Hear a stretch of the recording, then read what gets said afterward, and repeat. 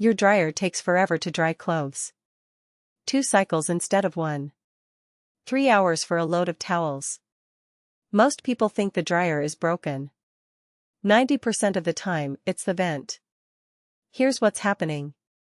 Your dryer pushes hot, moist air out through the vent duct. When the duct is clogged with lint, the moisture has nowhere to go. It stays in the drum with your clothes. The dryer keeps running but the clothes never dry. How to check? Go outside and find where your dryer vent exits the house. Turn the dryer on high. Feel the airflow. If it's weak or the flap barely opens, your vent is clogged.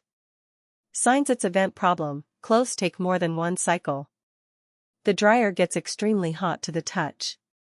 The laundry room feels humid. You smell burning. The dryer shuts off before the cycle finishes. Fix: professional vent cleaning costs $100 to $200. We use commercial rotary brushes that reach the entire length. Consumer brush kits can help with short runs but can't clear deep clogs or vents that run through walls and attics. This is also a fire safety issue. Lint is extremely flammable.